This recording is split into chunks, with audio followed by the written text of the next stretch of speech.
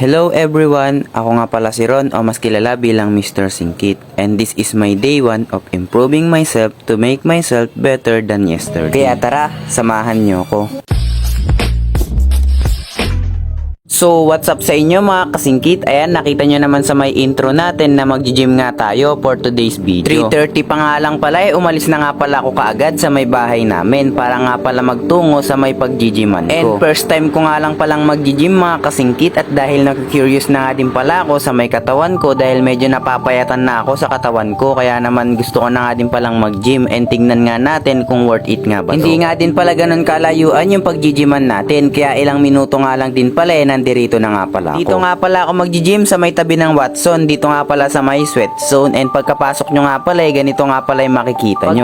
Pagkarating ko nga pala dito nag-warm up na nga din pala ako kaagad. Bago nga pala natin ipagpatuloy yung video na to, sa mga hindi pa nga pala naka-follow sa ating Facebook page, mag-follow na kayo para updated kayo sa mga paparating ko pang mga video. Bago nga pala ako pumunta sa may gym mga kasingkit, nag-workout na nga rin pala ako sa may bahay namin, kaya medyo prepared na rin siguro yung katawan natin. Ito nga lang pala yung first time na mag-gym ako, and tingnan natin kung tatagal nga ba ako. Alam kong hindi magiging madali tong pinasok ko, pero dahil para sa sarili ko, tsatsagain natin at wala tayong rason para magreklamo. Marami nga rin pala akong pangarap para sa sarili ko, and isa nga rin pala to sa may pangarap ko, kaya naman sinisimulan ko nang tuparin yung pangarap ko para sa sarili ko. Disclaimer nga pala mga kasingkit, wala akong knowledge or idea pagdating nga pala sa pag-workout, kaya pagpasensyaan nyo na kung bad posture tayo or kaya naman may mga mali tayong nagagawa. Pero meron naman akong kasama na mag-gym dito, si Kuya Badong, and siya nga pala yung nagtuturo sa akin. And sabi niya, ito nga daw palang wino-workout ko, yung matatamaan nga daw pala dito yung upper chest, kasi meron nga daw pala tayong 3 parts sa may chest, yung upper, middle, at saka yung lower. 12 reps, 3 sets nga pala yung sinabi niya sa akin dito. Ayan, nakaisang set pa lang tayo. Talagang totoo nga yung sinabi niya, napakaraming equipment dito na talagang tsak na matatamaan yung target muscles nyo. And pagdating nga pala sa pag-workout mga kasingkit, kung may alam nga pala kayo or mas better nga pala or may mga tips kayo,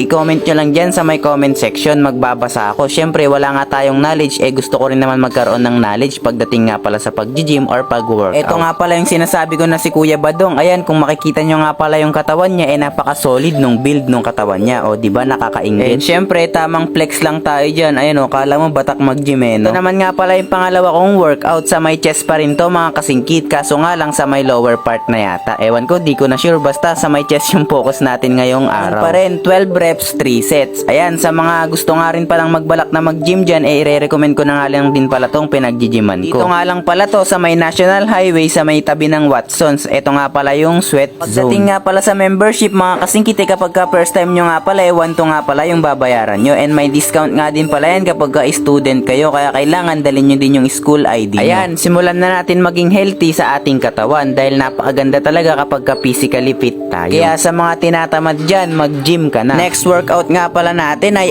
eto, and focus nga din pala neto syempre dahil chest day nga pala natin yung focus neto sa may chest. Yung tama yata neto sa may chest natin yung sa may gitna. Ito naman nga pala yung sumunod na workout natin. Chest pa rin yung focus na ito mga kasingkit, and 12 reps, 3 sets nga din pala to. Talagang first time ko lang talagang mag-gym mga kasingkit, and unang-una pa lang talagang nag-e-enjoy ako, and tignan nga natin kung talagang mag-e-enjoy ako sa mga susunod pa na mga araw. Mukhang makakahiligan yata nating tong pag-gym mga kasingkit. Mukhang magiging gym rat na tayo. Ayan, tinuturuan nga pala tayo ni Kuya Badong ng tamang posture. Syempre kailangan na kailangan yan, number 1 yan. Kailangan tama yung posture ng pagbubuhat natin. Baka mamaya mapilay tayo, magkaroon tayo ng sprain, ayan, mabalian tayo ng buto. COA. After nga pala nyan mga kasingkit, nag-triceps na nga din pala ako, kaso nga lang hindi ko na na-videohan. So eto, palabas na nga pala tayo ng gym. Okay, nakasurvive nga pala tayo sa may first day natin, and tignan nga natin kinabukasan kung makakayanan pa natin. So dahil tapos na nga pala tayo mag-gym mga kasingkit, didiretso na nga din pala akong umuwi. Favor na nga din pala mga kasingkit, pwede bang pa-like, comment at share, at i-comment mo na nga rin pala kung tagasan ka para naman malaman natin kung hanggang saan nga ba umabot yung video ko na to. At syempre, wag na wag nyong kakalimutan na mag-follow sa ating Facebook page para updated nga pala kayo sa mga paparating pa nating mga video. So paano ba yan mga kasingkit? Dito ko na nga lang din pala tatapusin yung video na to. Kita-kits bukas. Salamat sa panonood. Ride safe.